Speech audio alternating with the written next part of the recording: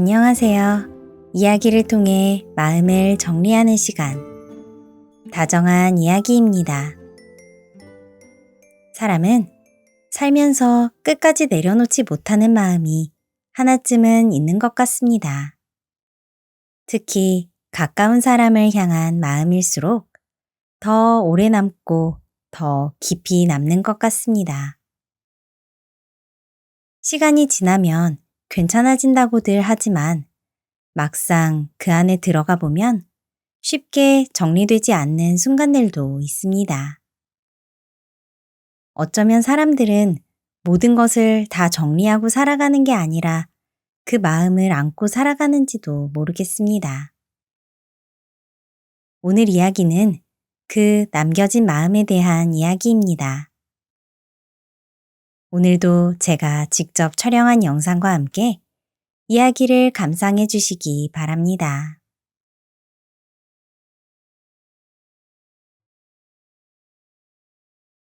어머니를 부르는 바람. 아주 먼 옛날 조선시대 어느 때에 서울이나 지방이나 관리들과 지방 수령들의 부정부패가 너무나 심각했습니다. 서울에서는 백성들의 삶에는 관심 없는 관리들이 서로 권력투쟁이나 벌이고 있었고, 지방에 부임한 수령들이나 지방관들은 백성들이 힘들게 농사지은 곡식들을 강제로 착취하곤 했습니다. 그리고 조금이라도 반항하거나 불손한 기색을 보이면 아무 죄나 뒤집어 씌워서 감옥에 가두곤 했습니다. 사정이 이렇다 보니 자연스레 민심이 사나워지고 관리들에 대한 원망과 불만이 많아지게 되었습니다. 이때 어느 산골 마을에 효근이라는 관리가 있었습니다. 효근이는 다른 관리들과는 다르게 아주 훌륭한 관리였습니다. 늘 가난한 자들에게 쌀을 나누어 주고 아픈 자들에게는 약을 사주는 등 백성들이 편안하게 살아가기 위하여 노력하고 관리로서 자신의 본분을 다했습니다. 그런데 백성들은 처음에는 효근을 의심했습니다. 아니, 뭔가 꿍꿍이가 있는 것이 분명하다니까. 그렇지 않고서야 저런 관리는 본 적이 없지. 분명히 저렇게 잘해주다가 뒤통수를 그냥 확 쳐버릴 것이네. 사람들은 그리 수군대며 효근이 베푸는 호의를 의심했습니다. 하지만 1년이 지나도 2년이 지나도 변함없이 백성을 위해 일하고 청렴한 그의 모습을 보며 점점 그 관리를 믿고 따르게 되었습니다. 그러면서 사람들은 효근이 효심 또한 깊다는 것도 알게 되었습니다. 효근은 늙은 어머니를 모시고 지내면서 항상 손수 따뜻한 밥상을 차려드렸습니다. 그리고 늘 어머니가 불편한 것이 없는지 세심하게 살폈으며 매일 아침 어머니의 변을 맛보며 어머니의 건강을 확인했을 정도였습니다. 나으리, 매일 아침 그리 하시는 것이 사실입니까? 그렇습니다. 어머니의 변 맛으로도 건강 상태를 알 수 있으니 이는 자식된 도리로 당연히 하는 것입니다. 그 말을 들은 마을 사람들은 감탄했습니다. 아이고, 참 보기 드문 효자야. 정말 착해. 마을 사람들은 입을 모아 효근을 칭송했습니다. 그런데 그러던 어느 날 효근의 어머니는 나이가 이미 많이 들었고 결국 병을 며칠 앓으시더니 세상을 떠나고 말았습니다. 효근은 슬픔을 견디지 못하고 밤낮으로 통곡하며 밥도 먹지 않고 어머니의 죽음을 슬퍼했습니다. 어머니, 어머니, 어찌 소자를 두고 이리 가신단 말씀이십니까? 효근의 통곡 소리는 밤낮으로 그치질 않았습니다. 그러자 마을 사람들은 효근을 진심으로 걱정하기 시작했습니다. 아이고, 저 착한 사람. 저러다 괜히 큰일 나는 거 아니여? 그러게, 효성이 저리 깊었는데 이러다 어머니 따라 죽겠다고 할까봐 겁나네. 세상에는 저런 착한 사람들이 많아져야 하는데 말이야.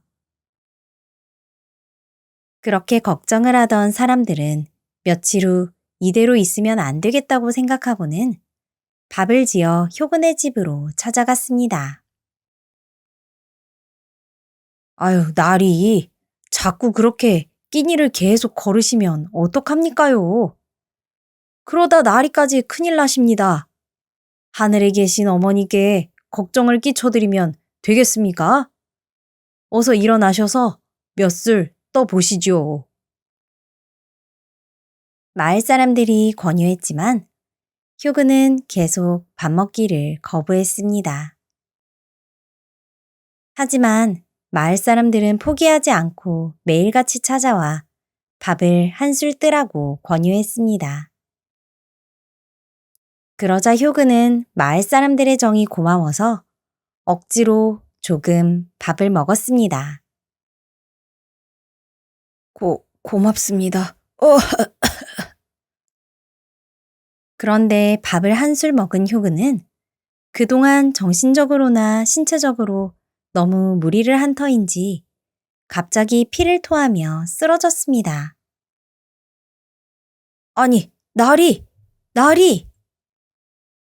마을 사람들이 그런 그를 눕히고 황급히 의원을 불러 진료했습니다. 의원은 한참을 진맥을 하더니 고개를 저으며 말했습니다. 이거 원기가 너무 상해서 돌이킬 수 없게 되었습니다. 얼마 버티지 못할 듯합니다. 아이고, 나으리, 어찌 이리 무리를 하신 겁니까? 아유, 세상에. 마을 사람들은 그동안 효근에게 정도 들고 고마움도 많았던지라 진심으로 슬퍼했습니다. 그리고 며칠 뒤 효근은 결국 세상을 뜨고 말았습니다. 마을 사람들은 효근의 죽음을 슬퍼하며 어머니와 함께 잘 묻어주었습니다. 아유, 일이 좋으신 분이 이렇게 일찍 가시다니 너무 억울하고 슬프구나. 그러게 말이야. 하지만 효자가 효자답게 어머니를 따라가셨으니 하늘에서는 모자가 함께 행복하시겠지. 마을 사람들은 눈물을 흘리며 효근을 애도했습니다. 그런데 그 다음 날부터 온 마을에 바람이 불기 시작하더니 엄청난 폭풍으로 바뀌어 온 고을을 휩쓸기 시작했습니다. 커다란 나무가 뿌리채 뽑히고 돌이 날아다니며 담장이 무너질 정도로 강력한 바람은 그칠 줄을 모르고 계속 불어댔습니다. 아이고, 이게 무슨 일이야? 세상에, 이런 바람은 처음 봐. 사람들은 두려움에 떨면서 거센 광풍이 잦아들기만을 기다렸습니다. 그때 마침 이 고을을 지나던 도사가 마을의 분위기가 심상치 않은 것을 느끼고 마을의 수령을 찾아갔습니다. 도사는 수령에게 말했습니다. 이 고을에 광풍이 부는 것은 원통하게 죽은 관리의 넋이 바람으로 변했기 때문입니다. 관리의 혼을 위로하여 그 원통함을 풀어주지 않으면 바람이 멈추지 않을 것입니다. 도사는 그렇게 말하고는 호련히 사라졌습니다. 수령은 그렇지 않아도 무지막지한 바람 때문에 골치를 썩고 있던 터라 도사의 말을 한번 믿어보기로 했습니다. 그 후 수령은 몸을 깨끗이 씻고 새 옷을 잘 차려입고서 죽은 효근의 무덤을 찾아가 제사를 지내기 시작했습니다. 오, 부디 그대는 원통함을 풀고 마을을 평안하게 해주시오. 그대는 훌륭한 관리요. 또한 훌륭한 효자였소. 부디 이 고을을 지켜주시오. 수령은 효근의 무덤에 빌고 또 빌었습니다. 그러기를 며칠이 지나니 드디어 바람이 잦아들고 비로소 마을이 안정을 찾게 되었습니다. 야, 정말로 도사님 말씀이 맞았구나. 나리의 넋을 위로하니 바람이 멈췄어. 마을 사람들은 그제서야 안도의 한숨을 내쉬었습니다. 그 후에도 해마다 효근이 죽은 달이 되면 마을에 아주 거센 바람이 휘몰아쳤습니다. 그런데 그 바람이 불면서 아들아 하는 어머니의 외침과 어머니 하는 효근의 통곡이 마을 사람들에게 들리는 듯 했습니다. 이것 좀 들어봐. 효근 나리가 어머니를 부르는 소리야. 아이고, 저승에서도 그리 그리워하시나 보구나. 마을 사람들은 그 소리를 들으며 눈물을 훔쳤습니다. 그래서 해마다 효근이 죽은 달이 되면 군수와 마을 사람들은 효근의 무덤에 찾아가 제사를 지내 효근의 넋을 위로해 주었습니다. 날이 오늘도 찾아왔습니다. 부디 편히 쉬소서. 그렇게 정성을 다해 제사를 지내면 바람은 조금씩 잦아들었고 마을은 다시 평온을 되찾았습니다. 사람들은 그런 효근을 기리며 효자의 마음은 죽어서도 어머니를 그리워한다는 것을 잊지 않았습니다. 그리고 그 바람을 효자바람이라고 부르며 자식들에게 효도의 소중함을 가르쳤다고 합니다. 이야기 잘 들으셨나요? 결국 이 이야기는 하나였던 것 같습니다. 어머니를 먼저 떠나보낸 그 마음, 그리고 그걸 끝까지 놓지 못한 마음이요. 사람은 시간이 지나도 다 정리하고 사는 건 아닌 것 같습니다. 어떤 마음은 그렇게 남아서 오래 따라오기도 하는 것 같습니다. 그럼 다음 이야기로 이어가겠습니다. 바위손과 꾀돌이의 한양 나들이. 아주 먼 옛날 충청도의 어느 산골 마을에는 어려서부터 힘이 무척 세어서 동네에 힘으로 당해낼 자가 없는 장사가 있었습니다. 사람들은 이 장사를 바위손이라고 불렀습니다. 힘이 어찌나 센지 커다란 아름드리 소나무도 번쩍번쩍 뽑아 올리고 산 위에서 굴러온 큰 바위들도 쉽게 들어 치우곤 하였습니다. 이 바위손은 성격도 순하고 착하며 성실해서 마을 사람들은 바위손을 무척 좋아라 하였습니다. 바위손은 마을에 힘쓸 일이 생기면 언제든지 달려가서 사람들을 도와주었습니다. 그러던 어느 날 이 바위손에게 마을에서 가장 머리가 좋다는 이웃집 친구 꾀돌이가 찾아왔습니다. 바위손이 힘으로 마을 일들을 해결한다면 이 꾀돌이는 지혜로 마을의 일을 해결해주는 사람이었습니다. 그런 꾀돌이는 어찌나 달려왔는지 헉헉대며 말했습니다. 바위손아, 바위손아, 그거 들었냐? 한양 도성에서 임금님께서 전국에 있는 장사들을 모아 힘자랑 대회를 연다는 거야. 야, 너 나가볼 생각 없냐? 응? 장사들의 힘자랑 대회? 무슨 힘자랑을 해? 나는 자랑하는데 힘을 쓰고 싶지는 않아. 사람들을 도와주는데 쓰고 싶어. 그러자 꾀돌이는 고개를 절레절레 흔들며 말했습니다.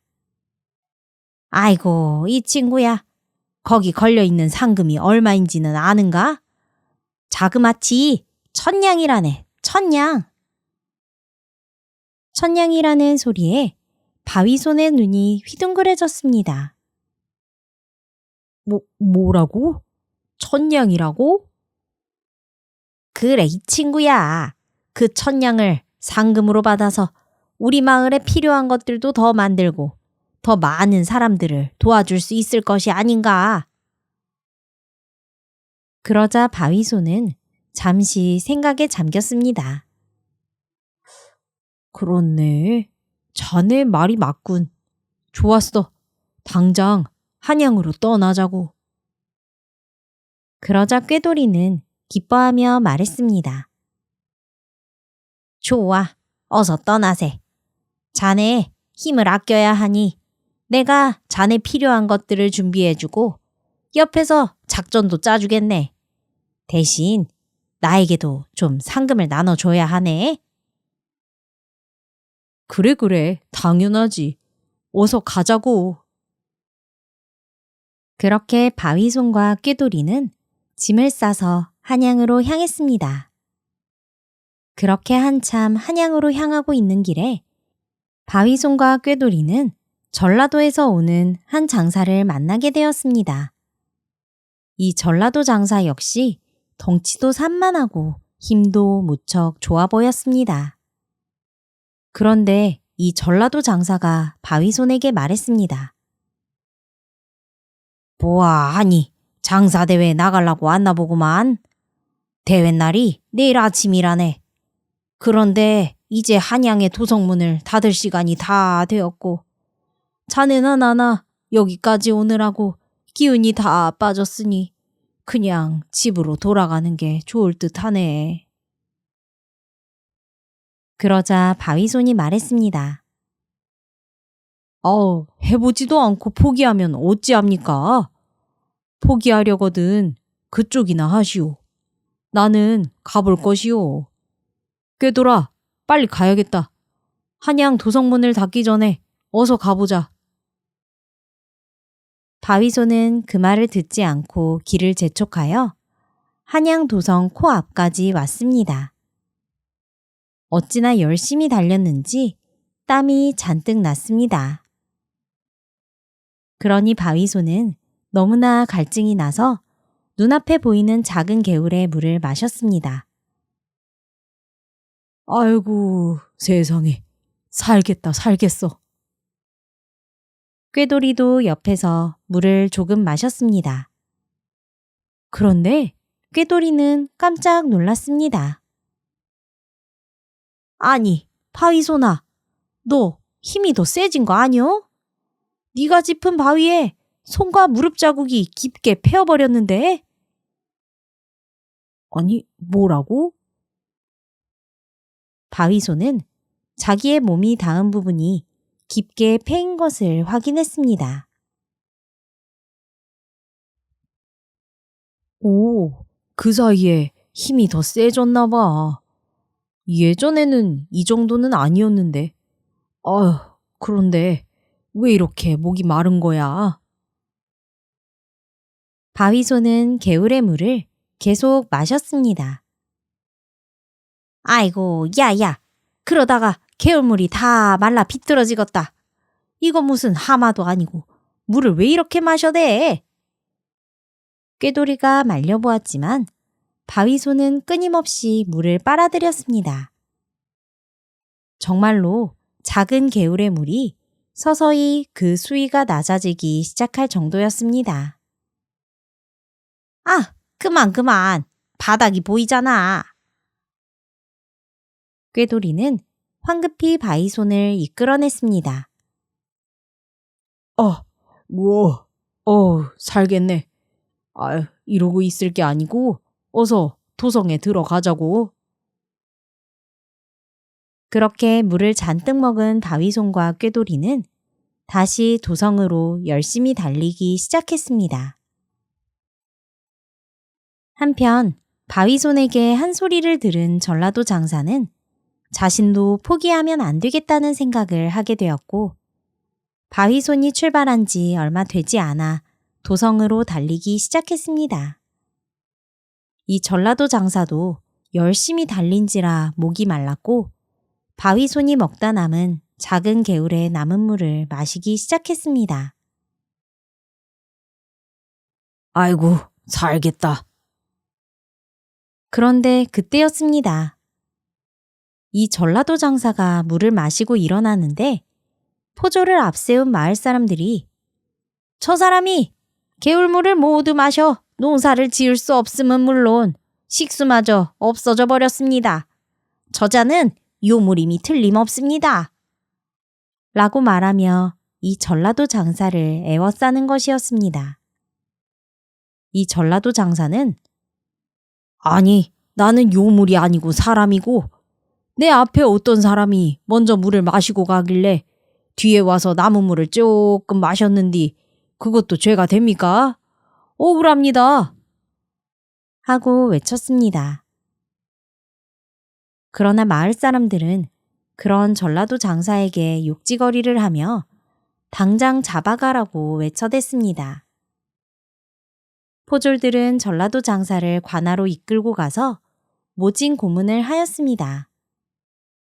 그러니 먼 길을 와서 힘이 다 빠진 상태에서 이 전라도 장사는 고문까지 받아 죽음에 이르게 되었습니다. 막 죽음을 직전에 앞둔 그는 내 한이 물을 말려 사람이 살 수 없는 검은 땅으로 만들어 버릴 것이며 저 개울은 해마다 홍수로 흘러넘쳐 농사를 망치게 될 것이다. 저주를 하고는 숨을 거두었습니다. 그런데 그때 한 마을의 아이가 달려와 말했습니다. 제가 봤습니다. 아까 잡혀간 그 장사는 물을 아주 조금만 먹었고 그 전에 어떤 두 사내가 와서 개울의 물을 다 먹어버리는 것을 제 눈으로 똑똑히 봤습니다. 그 사람들의 생김새가 아이는 원님에게 바위손과 꾀돌이의 인상착의를 말해주었습니다. 어허, 그랬단 말이지. 이런 괜히 억울한 사람이 죽어버렸구나. 어서 그 자들을 당장 쫓아가서 잡아와라. 원님의 명령에 날랜 포졸들이 바위손과 꾀돌이를 잡기 위해 출발했습니다. 한편 열심히 달린 바위손과 꾀돌이는 드디어 도성 문 앞에 도착하게 되었습니다. 에헤, 거봐, 내가 뭐라고 했어. 포기하면 안 된다고 했지?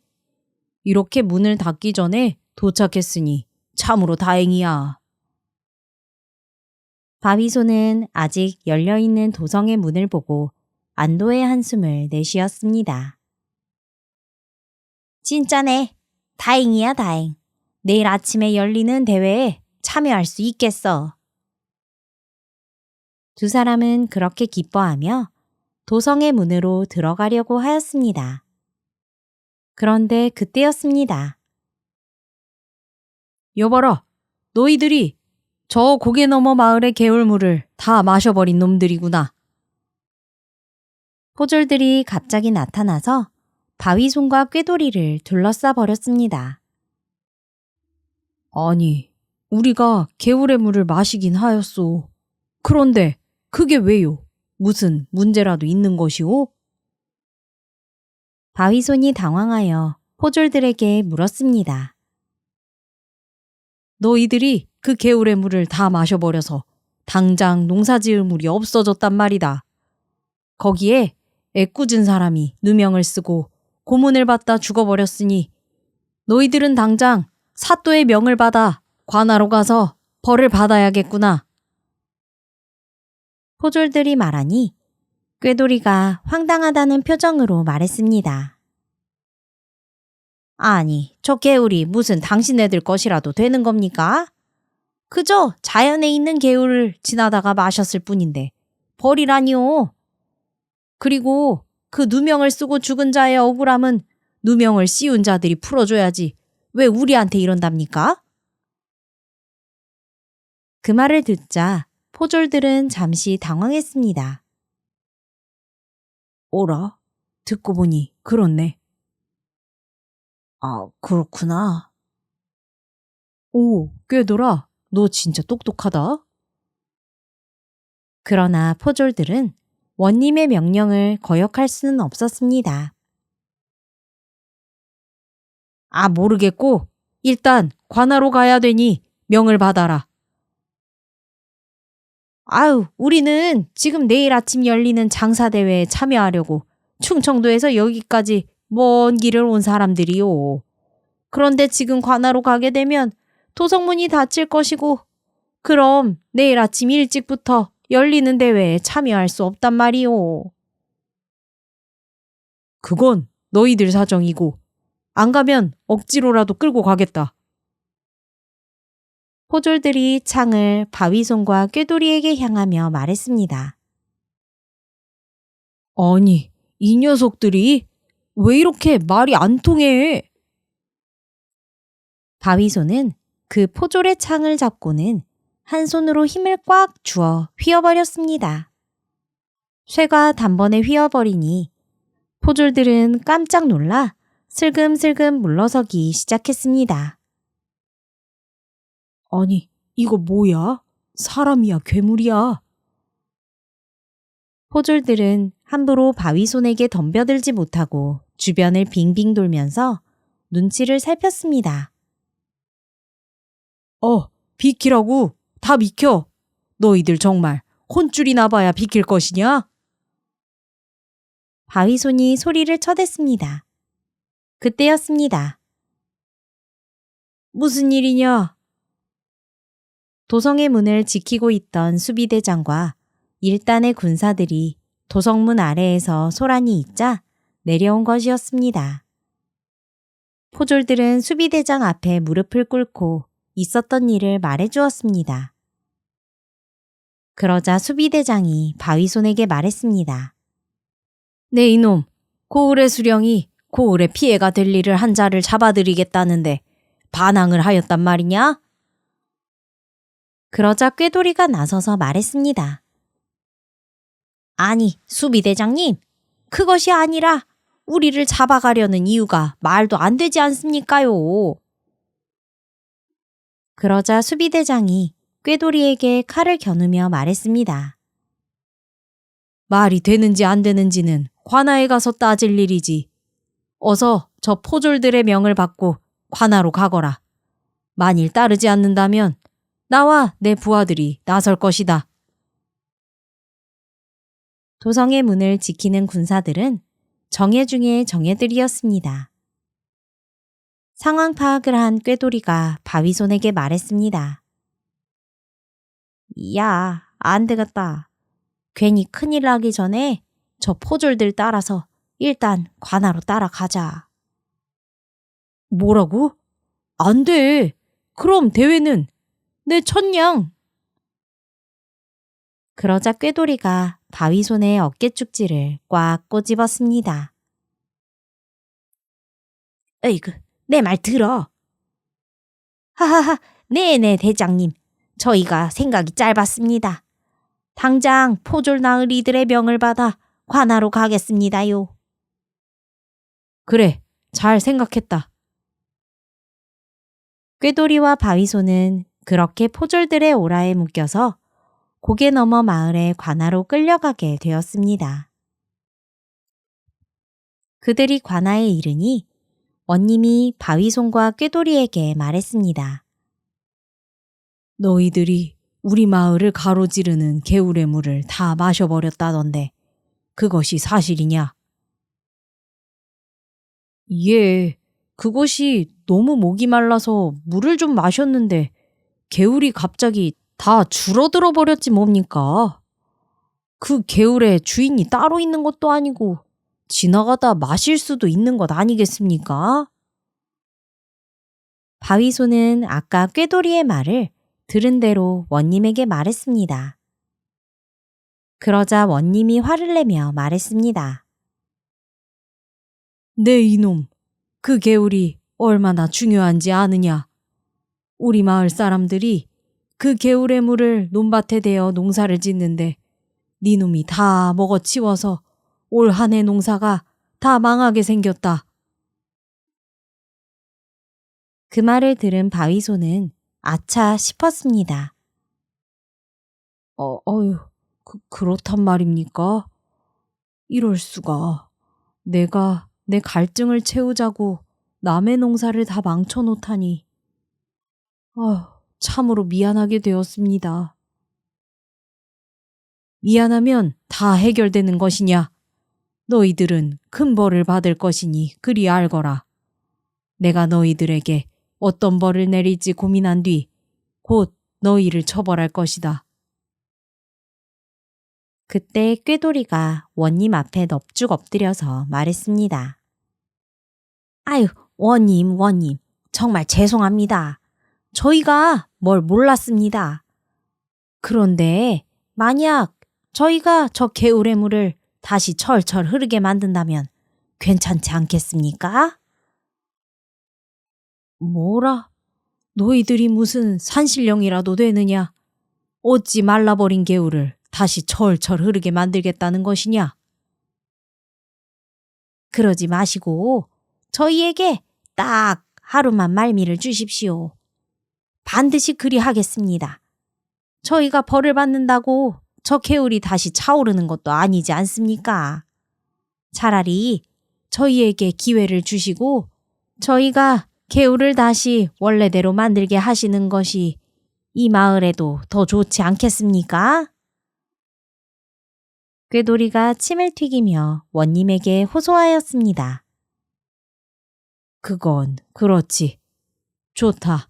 그럼 너희들에게 하루의 말미를 줄 테니 개울을 원래대로 만들어라. 대신 그렇게 하지 못하면 나를 기망한 죄까지 추가해서 받을 것이니라. 네, 알겠습니다요. 꾀돌이는 그렇게 말하고는 바위손을 툭툭 치고 말했습니다. 이봐, 일단 나가자고이. 그런 그 둘의 뒤에다 원님이 외쳤습니다. 도망을 치면 너희들은 수배자로 고통스럽게 쫓기게 될 것이다. 헛된 생각하지 마라. 예, 알겠습니다요. 그렇게 바위손과 꾀돌이는 어렵사리 관할을 나왔습니다. 아니 꾀돌아, 너 좋은 방법이 있는 것이냐? 역시 우리 마을의 최고 천재구나. 그러자 꾀돌이가 머리를 극적이며 말했습니다. 그것이 아직은 없어. 이제 생각해 봐야지. 일단 개울로 가보자. 뭐라고? 아이고 머리야. 아니, 그럼 이제 어쩐단 말이냐? 괜히 없던 죄까지 더 받는 거 아니냐? 바위손이 걱정스러운 듯 말했습니다. 그러나 꾀돌이는 대답도 않고 두 손을 털며 개울 쪽으로 걸어갔습니다. 그리고 그런 꾀돌이의 뒤를 바위손이 궁시렁대며 따라갔습니다. 개울은 정말 개울이라는 말이 무색할 정도로 잔뜩 말라 있었습니다. 아이고, 이거사. 그러게 적당히 먹으라고 했는데도. 참, 그나저나 이 개울이 어디서부터 시작되는 건가? 두 사람은 개울이 흘러나오는 곳을 따라 계속 올라가 보았습니다. 오, 다행이구만. 꾀돌이가 나지막히 중얼거렸습니다. 뭐가 다행이야? 바위손이 궁금하다는 듯 물었습니다. 그러자 꾀돌이가 손가락으로 아주 커다란 바위들을 가리키며 말했습니다. 자, 저기다. 저 수많은 바위들 틈으로 나오는 물줄기들이 흐르고 흘러서 이 개울이 되는 것이지. 그러자 바위손이 고개를 끄덕이며 말했습니다. 그렇지. 아니, 그런데 그게 뭐가 다행이야? 저 물줄기가 개울을 다 채우려면 좋기 몇 달은 걸릴 것 같은데? 그러자 꾀돌이가 바위손의 어깨를 주무르며 말했습니다. 자, 우리 바위손. 어떻게? 오랜만에 바위 좀 한번 들어볼 텨? 자, 어깨 힘 풀어. 힘쓰기 전에 이렇게 좀 풀어줘야지. 어? 아유, 시원하다. 아이고, 좋다. 꾀돌아, 그 아래. 거기. 옳지. 아이고, 시원하다. 바위손은 영문도 모르고 꾀돌이의 안마를 받았습니다. 자, 우리 바위손 출동. 가서 저 바위들을 다 이 개울줄기 바깥쪽으로 옮겨버려. 꾀돌이의 말에 바위손이 황당하다는 듯 꾀돌이를 쳐다보며 말했습니다. 아니, 저걸 다? 아니, 꾀돌아. 네가 할 게 아니라고 너무 쉽게 말하는데 저걸 어떻게 하라는 거요? 그 돌들은 크기도 컸지만 너무나 많았습니다. 아무리 장사라도, 아니, 장사가 수십 명이 와도 불가능해 보였습니다. 걱정 마, 바위손아. 네가 바위 몇 개만 힘을 내서 옮겨주면 나머지는 저 물이 다 해결해 줄 것이여. 어서 가서 옮기라고. 내 말 듣고 손해본 적 있어, 없어? 꾀돌이의 말에 바위손은 잠시 생각하더니 곧 바위들로 향했습니다. 그래, 없지. 우리 꾀돌이 믿는다. 그렇게 말하며 바위손은 커다란 바위를 붙잡았습니다. 우와, 저걸 들어? 아니, 왜 하필 제일 큰 걸? 그 밑에 작은 것도 있는디. 야, 바위손아. 그거 말고 그 밑에 거. 바위손은 다짜고짜 바위 중에서도 가장 커다란 자기보다 2배는 되어 보이는 바위를 잡은 것이었습니다. 꾀돌이가 다른 바위를 들라고 말하던 찰나 우와, 바위손이 기합을 한번 외치며 그 커다란 바위를 들어 올렸습니다. 그리고 그 바위를 바로 옆에 빈 땅에다가 옮겨 내려놓았습니다. 우와, 저거 진짜 사람 맞아? 꾀돌이는 그 모습을 보며 잠시 넋을 잃었습니다. 오, 그때 바위손이 갑자기 비명을 질렀습니다. 그 커다란 바위가 빠진 곳으로 엄청난 물줄기가 쏟아져 내려왔습니다. 그 물들은 개울을 따라서 아래로 끊임없이 흘러내렸습니다. 바위손은 간신히 옆에 내려둔 커다란 바위를 붙잡아 버티고 있었습니다. 워낙 물살이 거셌고 순식간에 엄청난 물이 흘러내렸기에 말라버린 개울이 금세 차기 시작했습니다. 문제는 더 이상 이대로 두면 개울이 아주 다 넘쳐버릴 것만 같았습니다. 야, 바위손아. 빨리 다시 저 큰 바위를 원래 자리에 가져다 놔. 꾀돌이의 말에 바위손은 2 다리를 개울의 바닥 깊숙이 박았습니다. 그리고는 빼놓았던 커다란 바위를 다시 원래 자리에 번쩍 들어 꽂아버렸습니다. 그러자 거세게 흐르던 물줄기가 막히고 다시 조금씩 물이 흐르게 되었습니다. 어휴, 힘들어. 이제 된 건가? 그래, 잘했어. 바위손아, 성공이야. 꾀돌이가 좋아하며 지쳐서 개울 옆에 벌러덩 누워버린 바위손을 두드렸습니다. 한편 개울이 말라버려 걱정에 빠져있던 마을 사람들은 갑자기 개울이 다시 불어나자 만세를 외치며 좋아하였습니다. 세상에, 아니 무슨 개울이 하루아침에 말랐다가 불어났다가 할 수 있단 말인가? 이거 산신령이 조화를 부린 것인가? 아유, 여하튼 잘 되었지 않은가. 잘 됐네, 잘 됐어. 이제 살았네. 그렇게 마을 사람들은 얼싸안고 기뻐했습니다. 한편 바위손과 꾀돌이는 다시 관아로 돌아왔습니다.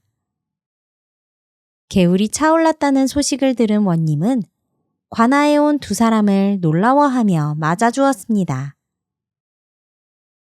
아니, 이보게들, 자네들은 도대체 뭐하는 자들인가? 말라버린 개울을 어찌 다시 저리 불어나게 했단 말인가? 대단하구만, 대단해. 헤헤, 포기하지 않으면 결국 무엇이든 해낼 수 있는 법이지요. 꾀돌이가 잔뜩 폼을 잡으며 말했습니다. 오, 그렇구만. 명심하겠네, 명심하겠어. 그럼 저희들 이제 가봐도 되는 겁니까? 바위손이 묻자 원님은 노잣돈까지 챙겨서 둘을 보내주었습니다. 그렇게 바위손과 꾀돌이는 해가 다 지고 밤이 깊어서야 다시 도성문 앞에 도착하였습니다. 이럴 수가. 꾀돌이는 도성문 앞에 도착하여 굳게 닫혀있는 문을 보고는 털썩 주저앉았습니다. 아휴, 이거 늦었구만, 늦었어. 아무래도 우리는 천냥벌 팔자는 못 되나 보다. 아휴, 정말 아쉽구만, 아쉬워. 네가 아까 그 바위를 들 때 천냥은 우리 것이 분명하다 생각했는데 이렇게 되어버리다니 참으로 아쉽구나. 어쩔 수 없지. 우리 이왕 이렇게 된 거 도성 근처 주막에 국밥 맛이나 보자고. 두 사람은 그렇게 잔뜩 아쉬워하며 근처의 주막에 가서 자리를 잡고 원님이 준 노잣돈으로 배불리 한 끼를 먹었습니다. 그리고는 더 아쉬울 틈도 없이 피곤에 지쳐 잠이 들었습니다. 그리고 늦은 낮이 되어서야 두 사람은 깨어났습니다. 자, 이제 마을로 다시 돌아가자고. 우리가 없으니 마을에 이런저런 문제들이 많이 쌓여 있을 게야. 바위손과 꾀돌이는 그렇게 주막을 나섰습니다. 그런데 두 사람이 주막거리에 나갔는데 그 거리에는 수많은 사람들이 웅성대며 있었습니다. 아니, 무슨 일이 있습니까? 꾀돌이가 거리의 사람들에게 물으니 한 남자가 대답했습니다. 아, 도성에서 전국 장사대회가 방금 끝났다네. 그래서 그 우승자를 데리고 임금님께서 행차를 하신다는구만. 오, 저기 임금님의 깃발이 보이는군. 꾀돌이와 바위손은 그 남자가 가리키는 곳을 보았습니다. 정말로 휘황찬란한 금색 은색실로 수놓아진 깃발이 나타나고 곧 호위 군사들의 길을 비키라는 호령이 있었습니다. 그리고 그 호위 군사들에 둘러싸여 있는 커다란 어가를 탄 임금님과 함께 그 어가 옆에 말을 탄 한 거구의 장사가 보였습니다. 오, 저 장사가 대회의 우승자인가 보구만. 이야, 정말 생긴 것이 도깨비 같지 않은가? 어머나, 저 거대한 근육 좀 보라고. 팔뚝은 내 허벅지만 한데? 사람들은 임금님보다 임금님 옆에 있는 장사에게 더 관심을 가졌습니다. 바위손과 꾀돌이도 아쉬운 듯 입을 쩝쩝거리며 그 모습을 바라보았습니다. 그런데 그때였습니다. 갑자기 돌연 어마어마한 강풍이 일어났습니다. 아니, 뭐야? 으악! 그 강풍은 임금님께서 행차하고 있는 거리에 있는 사람들이며 물건들을 날려버리기 시작했습니다. 그렇게 강풍이 모든 것을 날려버리고 기어이 임금님의 어가가 날아가려 하자 군사 여럿이 잡으려 했으나 소용이 없었습니다. 장사대회 우승자가 황급히 말에서 내려 어가를 붙잡아 보았지만 강풍이 점차 거세져 점점 끌려가더니 곧 어가를 놓치기 직전이었습니다. 바위손은 다리에 힘을 잔뜩 주고 발가락을 잔뜩 웅크려서 강풍을 버텼습니다. 꾀돌이는 바위손의 허리를 붙잡고 간신히 날아가지 않고 있었습니다. 아이고, 저러다가 어가가 날아가겠어. 바위손아, 가서 도와야겠다. 꾀돌이가 어가를 보며 말했습니다. 그래. 바위손이 성큼성큼 바람을 헤치며 곧 날아가기 직전인 어가에 다가갔습니다. 으악! 어가를 붙잡고 있던 우승자는 한계에 달했는지 비명을 질렀고 휘청대다가 그만 넘어지고 말았습니다. 결국 우승자는 강풍에 멀찌감치 날아가 주막 담장에 처박혀버렸습니다. 그 바람에 어가가 강풍에 막 날아가려는 찰나 바위손이 땅에 발을 박으며 다가와 어가 앞에 도착을 했고 어가를 붙잡았습니다. 이야! 바위손이 어가를 붙잡고 한번 기압을 주자 막 하늘로 떠서 날아가려던 어가가 다시 땅에 내려앉았습니다. 이거 바람이 너무 센데. 큰일이야. 오래 못 버티겠어. 하지만 바위손도 언제까지 그 강풍을 버티고 서 있을 수는 없었습니다. 그때 바위손의 허리를 붙잡고 버티던 꾀돌이의 눈에 근처에 커다란 아름드리 나무가 보였습니다. 그 나무는 어찌나 크고 두터운지 강풍에도 미동조차 하지 않고 끄떡없이 서 있었습니다. 바위손아, 조금만 힘내서 저 큰 나무 뒤쪽으로 가자. 바위손은 꾀돌이가 말하는 대로 젖먹던 힘을 내어 한 걸음 한 걸음 어가를 들고 큰 나무 쪽으로 걸어갔습니다. 걸음마다 발에 힘을 주어 땅에 발을 박아서 강풍을 견뎠습니다. 그렇게 바위손은 어가를 들고 간신히 큰 나무의 뒤에 도착했습니다. 그러자 큰 나무가 강풍을 막아주어 어가를 붙잡고 버티기가 훨씬 수월하였습니다. 이야, 꾀돌아. 넌 정말 천재야, 천재. 이제 끄떡 없다. 그렇게 얼마간 어가를 붙잡고 바람을 견디니 곧 강풍이 언제 불었냐는 듯 잦아들었습니다. 어가에서 놀라서 어찌할 바를 모르고 있던 임금님은 그런 바위손과 꾀돌이의 활약을 어가에서 지켜보며 감탄하고 있었습니다. 그리고 바람이 그치자 어가를 나와 두 사람을 보며 말했습니다.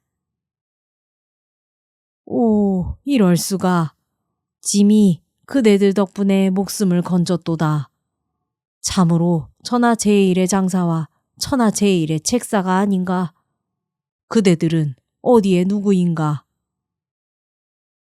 예, 소인은 충청도에서 온 바위손이라 합니다. 소인은 같이 온 꾀돌이입니다. 바위손과 꾀돌이가 임금의 앞에 넙죽 엎드려 말했습니다. 오, 그렇구나.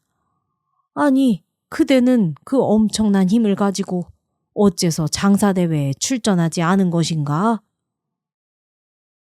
임금님이 묻자 꾀돌이가 그 사연을 말해 주었습니다. 허허, 그런 일이 있었다고? 참으로 대단한 젊은이들이 아닌가?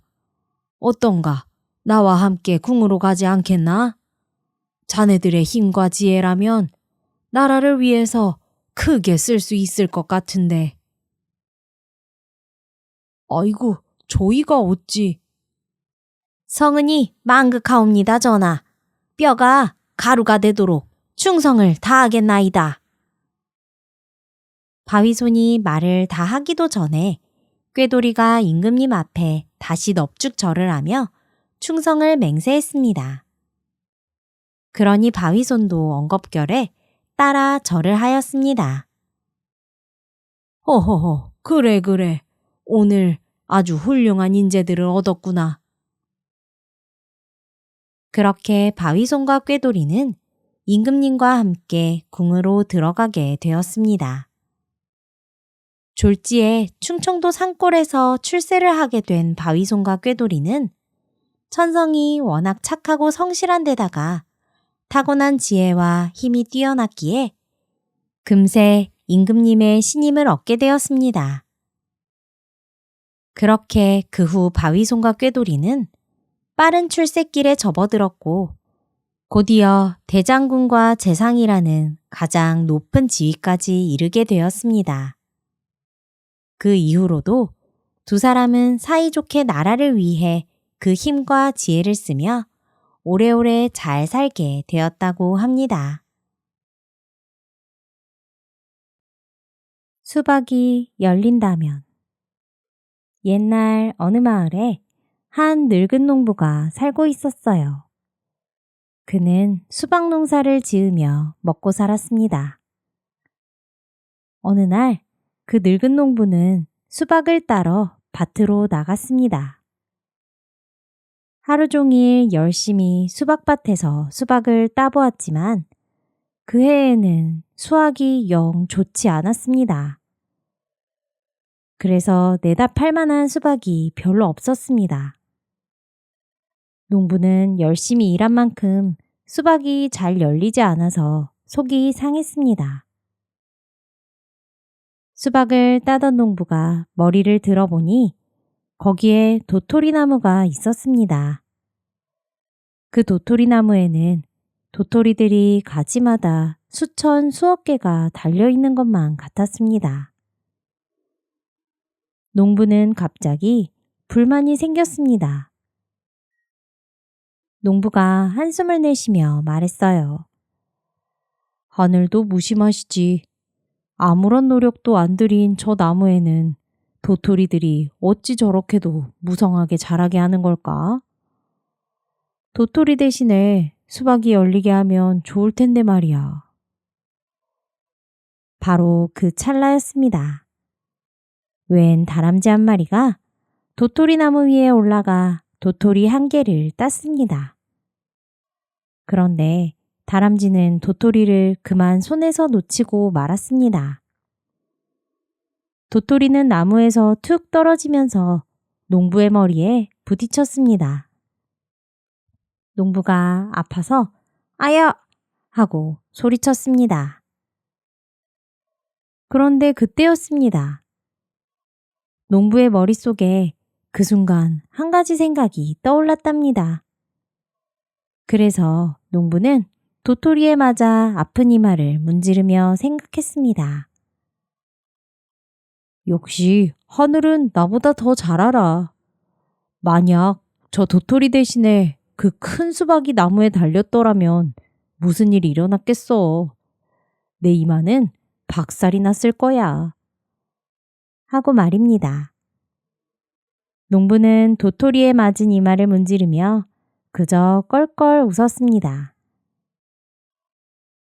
그래, 괜한 허망한 생각을 하기보다는 지금 할 수 있는 것을 최선을 다해야 하는 것이로구나. 허허허. 농부는 도토리 덕분에 그날 큰 깨달음을 얻었습니다. 그 뒤로 더 열심히 수박 농사를 지은 농부는 마을 최고의 수박 농사꾼이 되었답니다.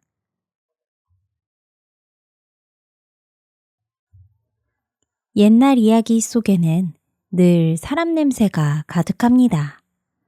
욕심 많은 이의 교만은 스스로 발목을 잡고 착하고 성실한 사람은 결국 복을 받죠.